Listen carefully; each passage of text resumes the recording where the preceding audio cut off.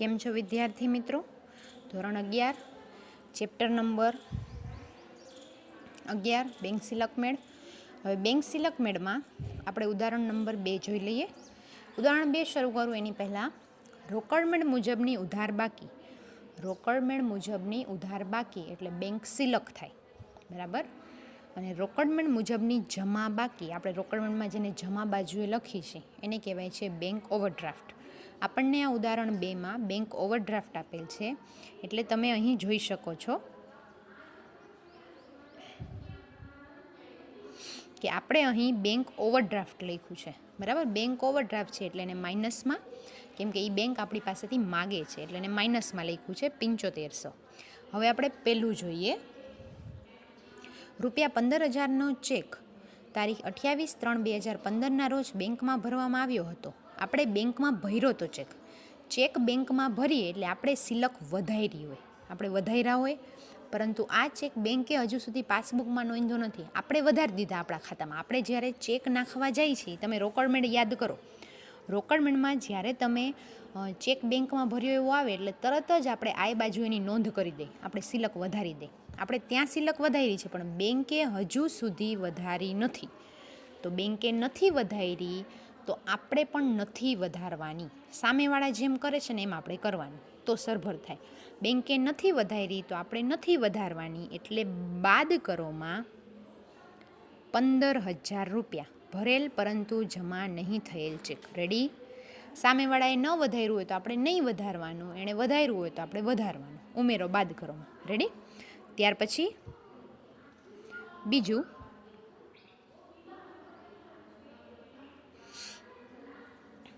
તારીખ 30/3/2015 રોજ બેંકે જમા કરેલ વ્યાજના ₹60 રોકડ મેળમાં નોંધાયા નથી. વ્યાજ એટલે આપણી આવક. એ વ્યાજની આવક છે એ બેંક તો ત્યાંથી જ કરતું, એટલે બેંકે વ્યાજના જોઈ લીધા, આપણે રોકડ મેળમાં નથી નોંધ્યા. એટલે વ્યાજ એટલે આપણી આવક, તો આવક તો ઉમેરોમાં ₹60. ત્યાર પછી એક ગ્રાહકે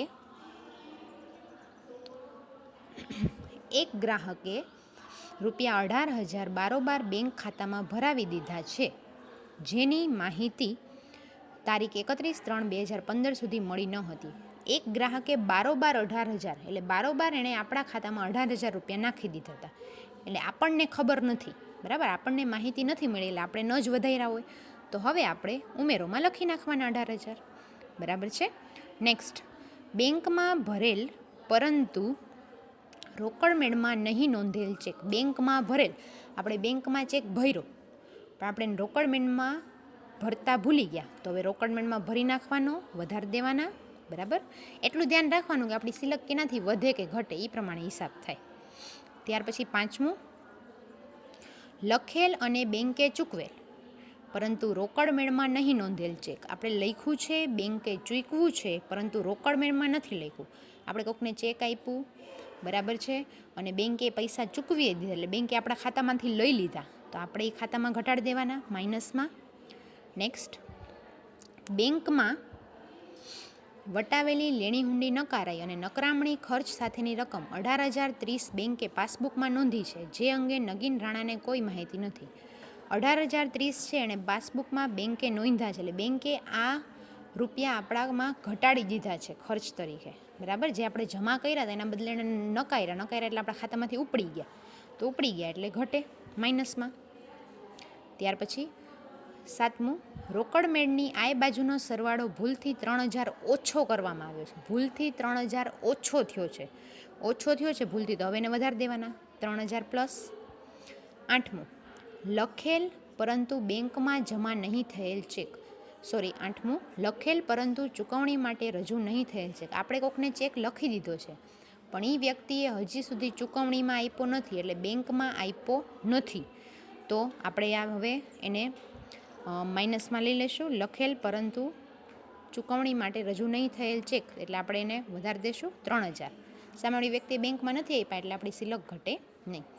ત્યાર પછી ભરેલ પરંતુ બેંકમાં જમા નહીં થયેલ ચેક. આપણે ચેક ભર્યો છે બેંકમાં પણ જમા થયો નથી, ફરીથી બેંકમાં જમા નથી થયો તો આપણે ઘટાડી દેવાના 6,000.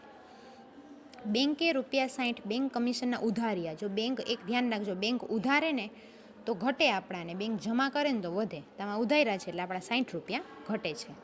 હવે આપણે ઉમેરોનો સરવાળો 39,060, એમાંથી 7500 બાદ કરો તો 31,560, બાદ કરોનો સરવાળો 48,090, એટલે વધશે છેલ્લે 16,530. બરાબર છે. આ બધું માઇનસમાં આવે તો સામે લખવાનું બેંક ઓવરડ્રાફ્ટ. બરાબર છે. તો આ રીતે સ્વાધ્યાયનો દાખલો ગણી લેશો.